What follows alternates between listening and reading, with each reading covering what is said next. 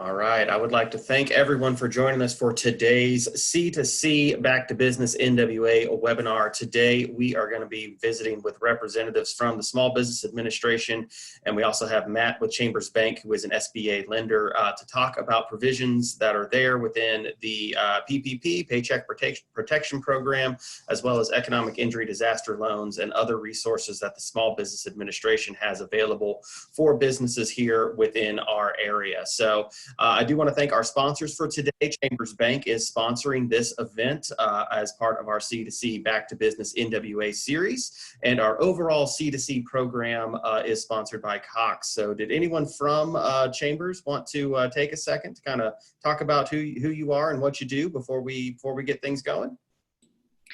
Hey, Steve, it's Lori. We're not going to take any time. We just want to say thanks to the SBA, and we're grateful to be here, and we are looking forward to hearing what everybody has to say. All right. Well, thank you, Lori, and appreciate your support and sponsorship of today's event. So we are recording this session. So if you need to drop off early, or you know someone that was wanting to attend but wasn't able to, we will be posting this up utilizing our Chamber social media channels probably tomorrow, Friday at the absolute latest. This will be available up online as well. So without further ado, I'm going to kick it over to our speakers for today. We're going to start with Jeffrey Salzer. Jeffrey is the district representative for the Small Business Administration, and this is going to be one of your last times helping out the chamber. Is that correct, Jeff? It is. Tomorrow is my last day with the SBA in Arkansas, and then I'm going to drive up to another A state, Alaska, and start on the 8th as the deputy director for the Alaska district office. Well, congratulations to you, Jeffrey. We have been privileged to work with you here at the chamber over the past few years that you've been here, and congratulations on the promotion, getting back a little bit closer to home for you as well. So I'm gonna turn it over to Jeff. We also have Herb Lawrence here, and again Matt with Chambers Bank. So if you have a question while someone is speaking, you can send me a chat directly utilizing the chat function, and I will be sure to pass that along. So without further ado, I will kick it over to Jeffrey Salzer. Thanks so much. Looks like I'm not able to share screen. Oh, well, let me see here. Give me just a second here, and I will make you a co-host. Now that should work. Perfect. Thanks so much. And thanks for having us. I appreciate the Chamber for putting this on. Again, my name is Jeff Salzer. I'm the Northwest Arkansas Senior Area Manager for another 26 hours. And I wanted to just kind of go over a little bit of what's available through the SBA. I know most of you may, hopefully we'll get in robust Q&A so we can answer your specific questions. But I want to talk about non-monetary assistance. Then we'll do a brief overview of the EIDL and PPP, and then we'll wrap up with your questions and additional resources. So without any further ado, we'll get started. So nationwide, SBA has 3 primary funded resource partners, and that's the Small Business Technology Development Centers, SCORE, and Women's Business Centers. And of course, across Arkansas, we've got those. But we also have regional innovation cluster partners in Arkansas, so we're lucky to have them. Most of you probably know Startup Junkie Consulting, and then the Conductor as well. And outside of our funded partners, we've got tons of partners across the state. For a prime example is Rogers-Lowell Chamber. I mean, you guys are fantastic partners with us. But when you think about assistance, don't just think about the financial assistance. Think about how you can leverage either our resource partners or through your chamber. There are a ton of resources, folks that can help you put together documentation, folks that can help you brainstorm on how to, maybe change how you market during this process, or if there might be, if your business model is changing, you might have additional opportunities if you can solve some of the consumer's problems during these times. So reach out to the resource partners. It's really important that understand that you've got folks that are in your corner that you don't have to pay money to. These are taxpayer funded. You've got a ton of benefits that come through your membership with the chamber as well. So utilize those. In addition to the chamber, I'll make sure that Steve gets a copy of these slides. Here's the contact information for all the resource partners for the SBA here in Arkansas. And if you notice on the bottom right hand of there, if you use Twitter, Follow us on Twitter. I know Edward, our district director, and our new marketing guru are pushing out content via Twitter. And also, we do updates as soon as we get new information, like those new interim final rules. We'll send out email updates, so sign up for those if you don't have them. On the financial side of things, in addition to the EIDL and the PPP, if you've got an existing SBA loan, if it's a 7A, a 504, or an SBA micro loan that maybe you got through the Forge or one of the other micro lenders, the SBA is automatically going to be paying principal, interest, and fees for those loans that are in regular servicing. So, reach out to your lender where you got that through and make sure that you're participating in that and utilize that. Because, again, the goal is to give you as much runway as possible so that you can be as strong and competitive when we come out of this and get back to what normal or the new normal is. So hang on as much cash as you can. Also, if you were involved in an existing disaster and have an SBA disaster loan, I know we've had some areas that were affected by tornadoes in the past up here, straight line wind damage. If you've got a disaster loan, those are automatically deferred through the end of the calendar year. So 2 things to keep in mind if you've already got existing SBA products is that debt relief is out there. On that note, also, if you've got a loan with your bank, and you are struggling, reach out to your banks. I know most of them are working with their borrowers. Nobody wants to own, your inventory. We all want to see you get through this. So absolutely reach out to your banks and make sure your bank is a partner with you. You've got some great folks here that really are supportive of you. And again, we all just want to see you get back to normal. So two different programs. And for those of you that don't deal with this every day, we notice that sometimes you get confused about the 2 different programs. So as you look at the Paycheck Protection Program and the Economic Injury Disaster Loan, realize that they're 2 different loans and they're coming from 2 different groups and you apply in 2 different places. With the Paycheck Protection Program, that's a loan through your existing SBA lender.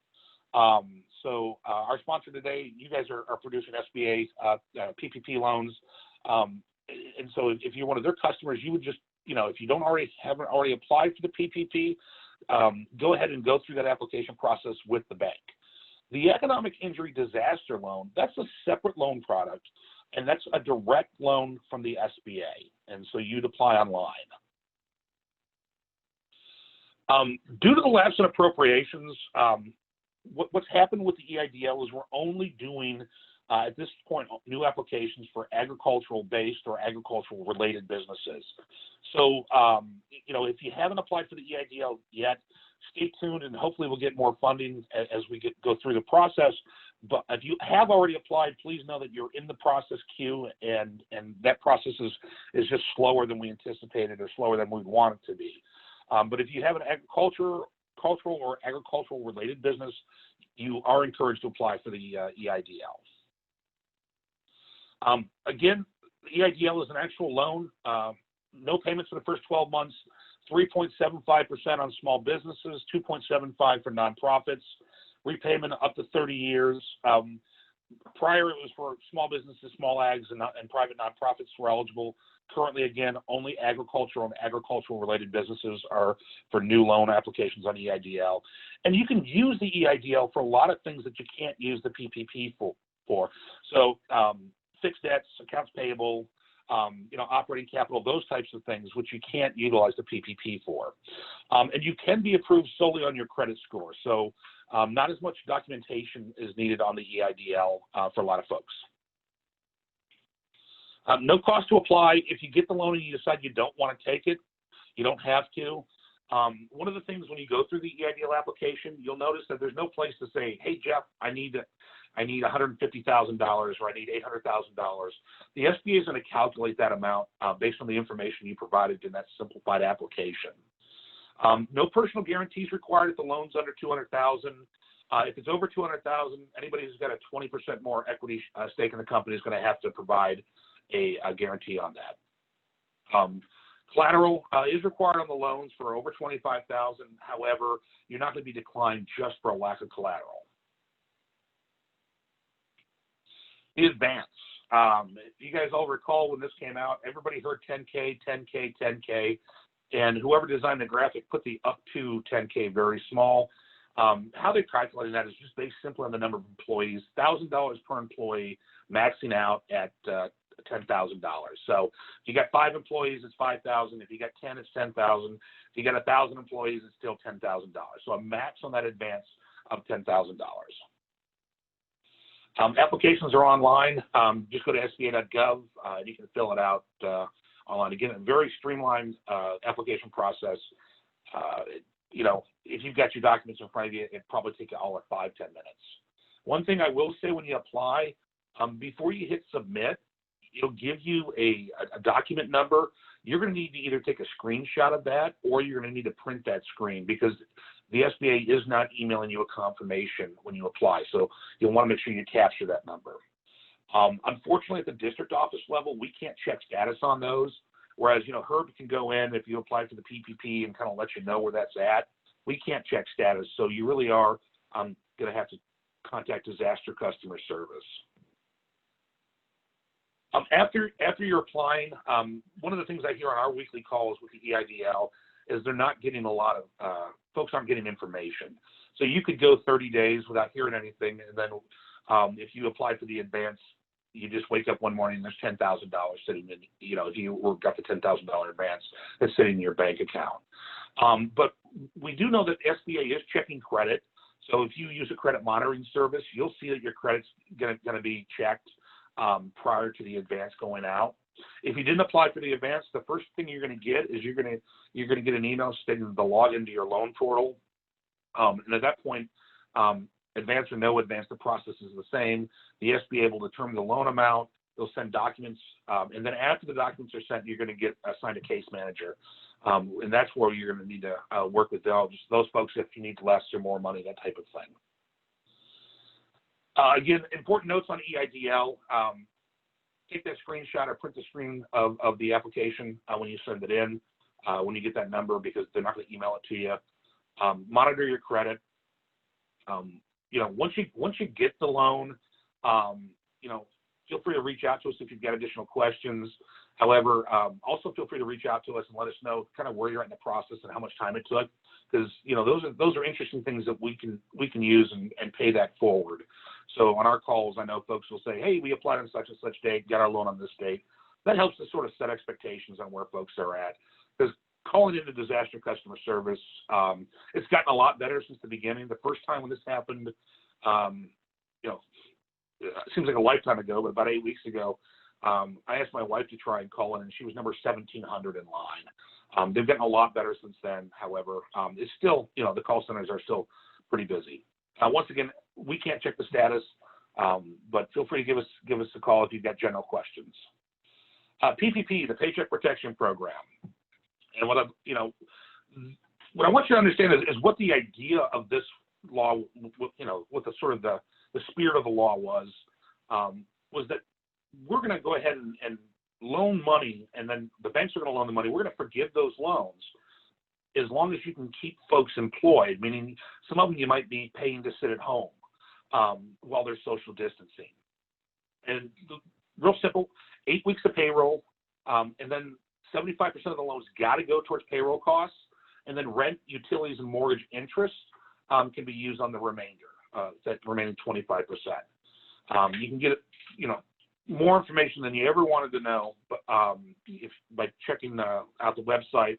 However, the specificity, those specific questions you have, and we're getting into that time where some of those loans are starting to mature and come due. That's kind of changing daily what we know. With the interim final rules that come out, we get a huge information dump on Friday that I think a lot of us, and I'm sure a lot of the lenders are still processing, which helps us ask more questions. But we did get some answers, which is great. There's a lot of us have all been working on, you know, waiting for answers. So definitely have a lot more information. Hopefully when we get into the Q&A session, we'll be able to answer some of your specific questions with that new information. Eligibility, you're small by SBA standards, and you were affected by the disaster, by the COVID-19. Small by SBA standards, it's not always 500 employees. It could be based on your NAICS code size standard. For example, if you're a construction company, Your NAICS code is 236220. SBA considers you small if you're less than 36.5 million in sales revenue a year. So if you've got questions on your specific NAICS code, happy to help you out there. Again, you've got to be small and you've got to have been affected by the business, and you're going to certify to those things. So, you know, I've gotten some calls from folks that are like, hey, my business is going great, but I still want the free money. And I'm like, well, you know, if your business is going great and you're not really being affected, are you willing to sign away, under penalty of perjury that you are being affected? So, you know, those things to keep into consideration. It is a loan if it's not forgiven. It's a 2-year note at 1% interest.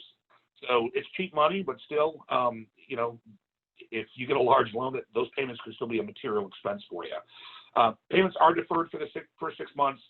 No collateral or guarantees are required. However, you're going to want to make sure that you're keeping good records so they can get that full forgiveness. And then the lenders nor the government are going to charge any fees to you for the application. Again, spirit and letter of the law, quickly rehire or keep all of your employees, because how they're going to calculate that forgiveness is based on what your payroll was, you know, prior to the disaster, and what your headcount was, those FTEs, those full-time equivalents. And then they're going to look over that 8-week period and determine, did you keep it up? Did you keep your payroll up, and did you keep your headcount the same? And if those change, that's where that forgiveness is going to change. And again, 75% has got to be used for payroll.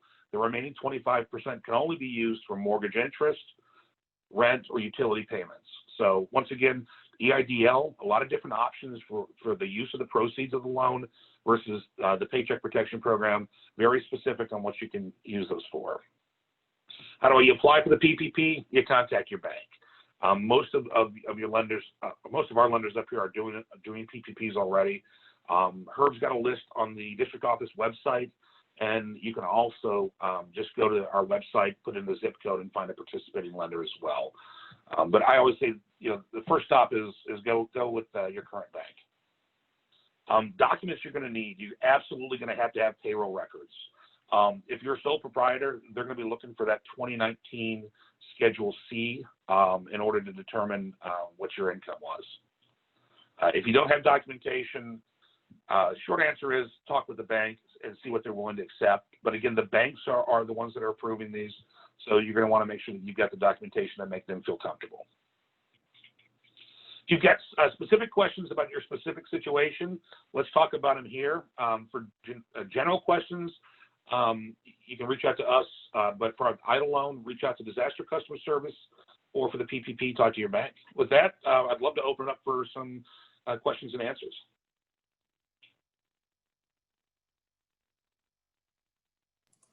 All right, I haven't seen any come through on the chat just yet, but I have just one that we've been hearing from some of our members on this. I mean, obviously with the new information coming out on the PPP being forgivable and things like that, how difficult of a process is this? We've heard nightmare stories. We've heard it took me 10 minutes. Like what's a typical process look like? You want me to take that, Jeff? Yeah, well, you know, in any situation with a SBA guarantee loan, whether it's our standard, you know, flagship 7A guarantee, 504, or a microloan, or in the case of the PPP, we have to have documentation from the borrower, the lender does, that's going to support his use of proceeds or the use of proceeds that they're asking for on a loan. Can't just walk in and say, yeah, how about $1 million? You got to be able to document the need and where the money is going to go. And this idea of where the money will go, use of proceeds if you want, is really critical when we get to that other end of the PPP, the forgiveness. Because you're going to get, if you go to your bank or credit union or some other approved crediting agency, if you get a PPP loan, it's going to cover the idea is it covers 8 weeks from the time the loan is dispersed of payroll, whether it's the owners, whether it's employees, as well as non-payroll related expenses that'll be in there. And you can also use it for things like interest on mortgages, utilities, and rent. The idea, though, of the PPP is to put people back to work. And so we want to see that you're going to put it into payroll, either to keep your employees there, bring them back if you had to lay them off, or add new employees if you have some that just say, we're not coming back. And at the end of that 8-week period, if you want to be, one thing, we can just make it a regular loan and give you 2 years to repay at 1% for $200,000 or $500,000, whatever it may be. Or you can document the use of proceeds and show the banker and then the SBA that in fact the money was spent for payroll and for the qualified, utilities, whatever it may be. You document that at the end of the 8 weeks, give it back to the lender, and then we're going to forgive that portion of the loan that goes toward payroll and 25% of those non-payroll related expenses. But you must prove. You can't just walk into your bank and say, "Hey, thanks for that loan, man," and yeah, it all went to my employees. Prove it. So one thing I would recommend, if any of you are going to your bank or credit union and going to do a PPP loan, when it does get dispersed to you, document every penny you spend. In fact, you might even want your lender to set up a separate account just to make sure that all of that is being recorded. Because what you want at the end of the 8-week period is not to have a $300,000 loan. You want to have the majority of it, if maybe not all, forgiven, so you don't have a loan. But to do that, you've got to prove to us that, in fact, that's where the money went. So I guess that's kind of a long way of saying we want to, and that documentation, I think, Steve, is a part of, can make it a nightmare, cannot make it a nightmare. If you're not ready, digging up the documentation, getting the information, that can be a difficult process. But if you know what you need, you've got your CPA or an accountant working with you, you should be able to pull those in. Okay, great. Another question that I've seen come, Jeff, you mentioned talking about how like a business was doing well, but just wanted to get some money or things like that, but they might not necessarily need it. Is there like a threshold of, sales have to be impacted by X amount or things like that for the EIDL? I've not seen that. My understanding, the best way I can explain it is if you're comfortable with it being on the front page of the New York Times, then you should be in good shape. I don't know of anybody who's not been affected by COVID-19. I mean, we're all doing things differently. But for example, let's say, I was going to say a hospital, but that's a bad example because they're having to lay non-critical staff off. Herb, can you think of anybody who hasn't been affected? I'm trying to remember the actual person who asked me the question, because it was the only business that at the time that I could think of, and I think it was a home health care agency who got Medicaid funds, and that was the big question. They were out of not Missouri, Michigan, so I don't mind throwing them under the bus. But they're like, yeah, no, we're forced to work. The governor makes us all work, and we're getting Medicaid funds. And I'm like, well, then maybe you don't want to sign the documentation.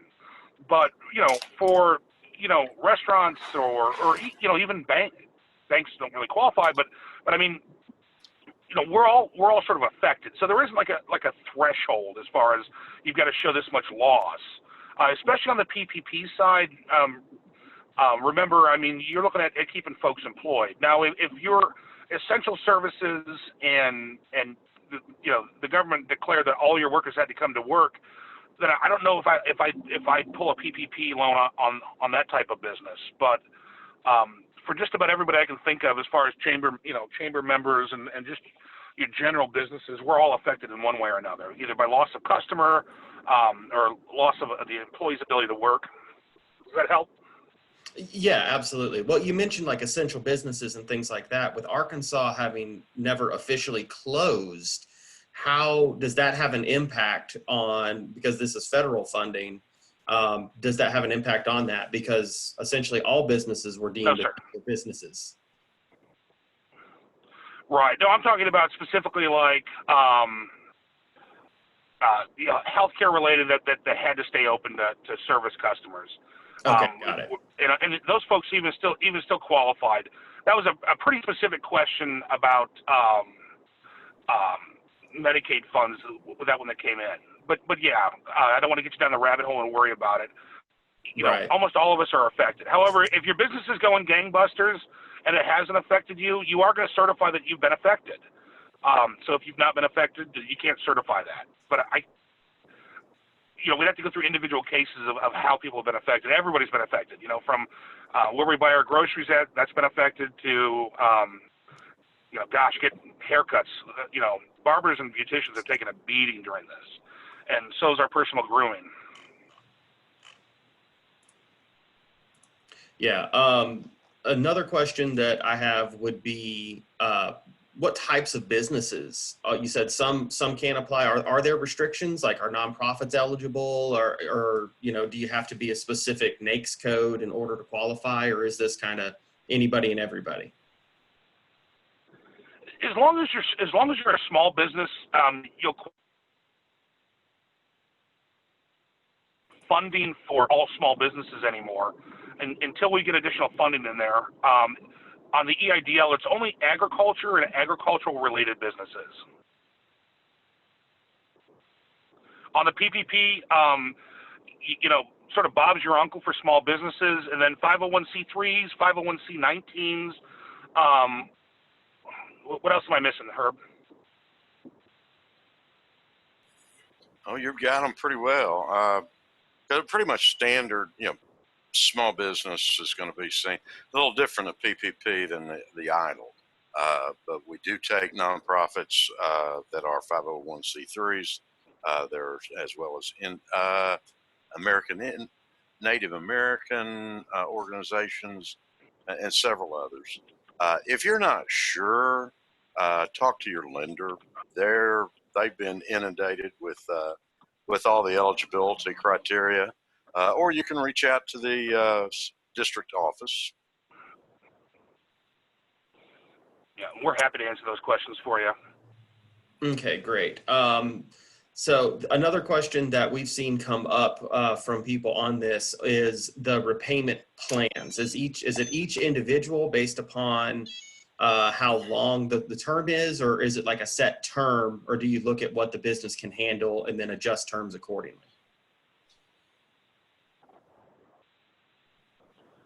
Are we discussing the PPP or the EIDL or both? Let's go with both, just for the sake of having as much information out there as possible. Sure. 30-year fixed rate max on the EIDL. And then the PPP, you can calculate it if you wanted to. It's a 1% interest rate over 2 years on the portion that isn't forgiven, and there's no payments for the first 6 months. So paying back, whatever that loan is at 1% over 18 months is how you'd calculate that. And again, the idea with the PPP is that it's going to be forgiven, right? Or a large portion of it if it's used for the right purpose. Okay. So the 30 years for the EIDL, that's a fixed, it has to be 30 years, or is that adjustable? If you say, hey, I only need this for 5 years, are willing to take a larger payment. Is it there, or is it fixed at 30, or is that adjustable? Herb, I'll defer to you on that one. I thought it was fixed, Okay. But there's not a prepayment penalty, but you'll know more. We'll go out 30 years. that is something that if you do receive the EIDL loan, you can talk to your SBA disaster loan officer directly, but there's nothing against prepaying. Yeah, nothing against prepaying on that loan or paying off early. Just basically what we tried to do was say, this will give you the maximum amount of time if you're having difficulty making payments, during that time. So while you're in this, the COVID and it's causing your revenues to have problems, great to be able to take advantage of a lower monthly debt service, but then we will not penalize you for doubling up, tripling up, heck, even paying it all off within 2 years. That's quite your call. We just tried to say, let's give enough time that a small business applicant would not suffer in trying to make those payments. Okay, that's good to know. Looking at the EIDL specifically, that does require, I remember we were waiting for an emergency declaration from the governor before our businesses were able to start applying for that. With the emergency expiration or emergency declarations going to expire, is there kind of a crunch if you haven't applied for an EIDL loan that you kind of need to get in under the wire, or are you able to extend that out?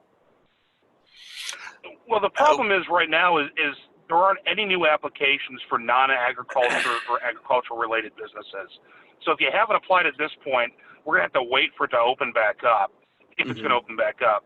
And I'm sure hoping they are, but again, what Jeff hopes and what the government does are not always the same thing.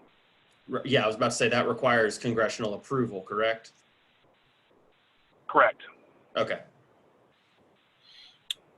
And the PPP loan fund, yes, Congress did put a bucket of money in. However, we still are a long way from having drained that bucket right now. There's still plenty of money available for lenders to use for the PPP program.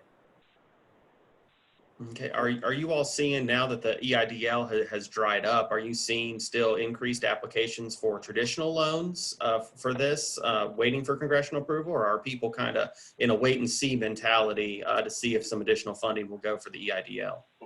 Well, that's a great question, Steve. Now, as far as the traditional funding, this is actually our regular 7A guarantee program or our 504 program.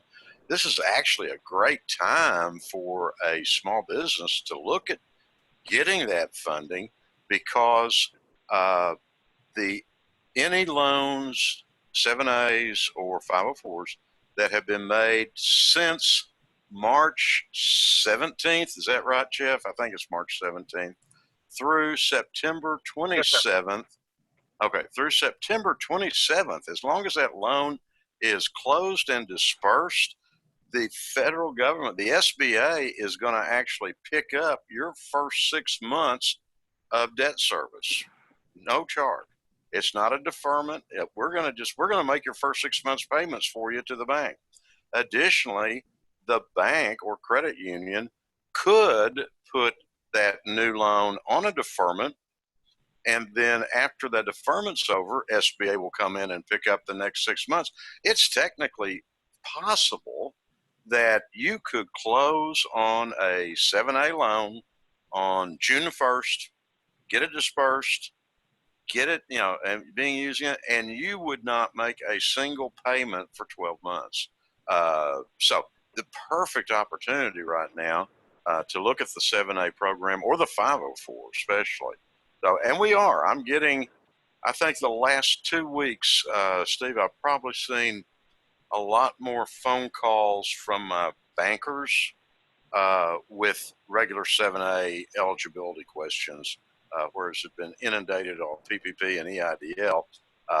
We're actually starting to see several calls every day or emails about the 7A program. So I think that's a positive thing to see. Also, if any of your listeners have a current 7A loan, then the SBA will actually take over the next 6 months on that existing SBA loan. So if you had taken out a loan back in 2019 for inventory through a local bank with a 7(a) guarantee loan, we actually are going to pick up the 6 months on that. So a lot of opportunities out there for small businesses to access capital on a reasonable rate.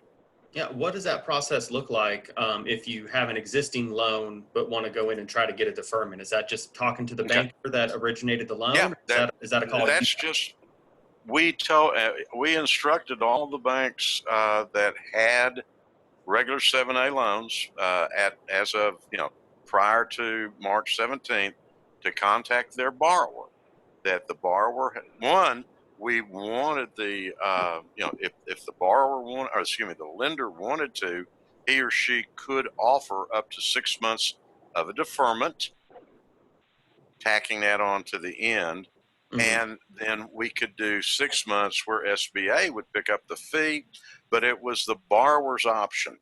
Some borrowers didn't want to do deferment. They'd rather, because they know it's going to get tacked on at the end, they'd rather have SBA just pick up that 6 months worth of payments. But yeah, it's go talk to your lender, and they should be able to walk, because the lenders were also told you need to offer this to your existing SBA borrower. Okay, that makes a lot of sense. So so for the 540 and the 7(a), that's just going to, or 504, I'm sorry, that's just go to your regular banker or go to a financial institution like Chambers Bank and ask for their SBA representative, or is it just anybody within a bank can help with that? Commercial lender, absolutely. Your consumer lender, retail lender may not know anything about SBA. Commercial lenders start there. Any bank, credit union in Arkansas can do a regular SBA loan. Some traditionally have just been more active than others before the PPP came along. And so you may have, the lending institution you've worked with in the past may not be familiar. We always want you to talk to who you do business with. But there are a number of lending institutions in the state that are very active in the SBA lending program. So it's kind of talk to your loan officer. And I think now after the PPP, since almost every bank, credit union in Arkansas has signed up and is doing those, they can, even if they hadn't been very involved in the past, they're pretty familiar with the SBA program now. Okay, and Jeffrey, Absolutely. you had those slides that kind of talked a little bit about the documents you need and things like that. If someone is looking at the traditional loans now, is there a resource or a web page that somebody could visit to see what they need to have ready to speed the process up when they go in to speak with a loan officer? On the PPP or just a traditional 7(a) loan? All of any SBA loan, I think, but more the traditional side right now, because we have several PPE resource or PPP. There's too many P's going around these days, but we have several resources on our chamber website, and I know several other organizations and financial institutions have that document. But for the traditional side, if someone's looking at that now, since the EIDL funding is on hold. Yeah, and you can go to SBA.gov and look up lending programs. Each bank's going to want kind of generally the same things, but you're going to want financial statements, tax returns, and your business plan. And what else am I missing there, Herb? Personal financial statements, documentation. Basically, with the exception of a couple specific SBA forms, like the borrower's application form, it's pretty much the same documentation that a commercial lender at your institution would need to see if they were looking at doing an in-house commercial loan. So yeah, financial statements, tax returns, personal financial statement, how much do you need, how are you going to spend it, what kind of documentation do you have to support that, business plan, pretty much the same. Credit, collateral, character. There you go. Right. Okay. And I'll put in a plug too. Our resource partners, whether it's the SBTDC, Women's Business Center, SCORE, and I'm assuming Conductor and Startup Junkie, a lot of those their consultants will help put that loan package together. So, I mean, they won't do it for you, but they will help you, get the documentation together, get the write-up that you need so that you can present that to the bank. Okay, great. That's fantastic. I guess the last question I have here, barring any others coming through on the chat, would be just looking at where we are. I mean, have you guys seen just a run on applications? I mean, are people, what's your feel for how the businesses are doing just based upon the applications that are coming through? Well, Obviously, Herb primarily deals with the banks. Yeah. Go ahead, Herb. No, that's fine.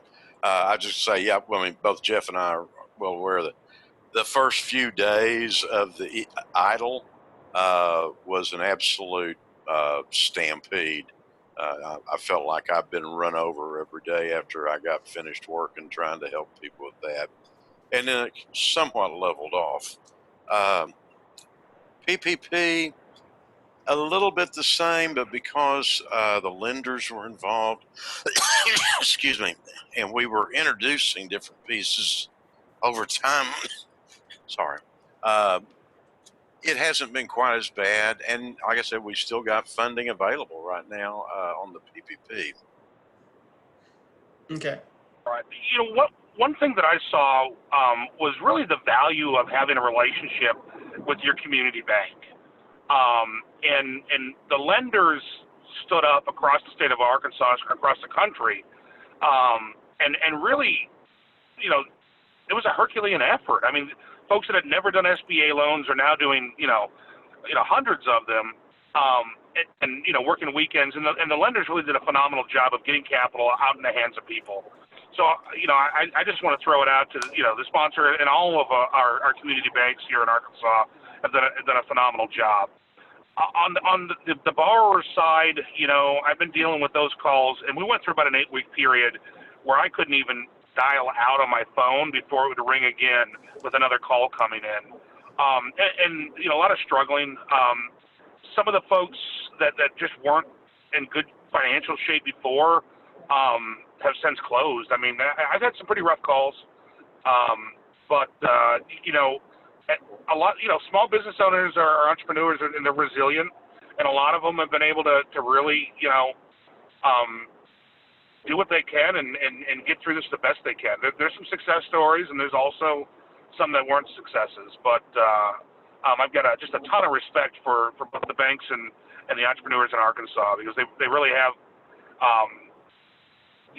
it's been difficult. It's been difficult, and we've been able to, hear those stories, and sometimes they're not the ones you want to hear, but it's good to keep a pulse on it. All right. Well, not seeing any more questions coming through, so we're going to get everybody out of here a little bit ahead of time. But Jeff and Herb, I want to thank you guys so much for taking the time out of your schedule to be with us today. And of course, we do want to thank Chambers Bank for sponsoring today's session on our C2C, Chamber to Community, Back to Business NWA series for this, talking about SBA loans, specifically the PPP and EIDL loans. So thank you all very much for attending. As I said, we will be pushing this out through our social media channels for the recording, so you feel free to share that. And then when I get a copy of the presentation from I will be sure to pass that along to everyone that registered for today, so that way you have a copy of that slideshow as well. So thank you all very much. We appreciate you joining us on today's Chamber to Community Back to Business NWA series. And again, thank you to Chambers Bank for sponsoring today's session. Thank you all very much, and we'll see you around. Thanks so much, sir. Have a good day. Bye.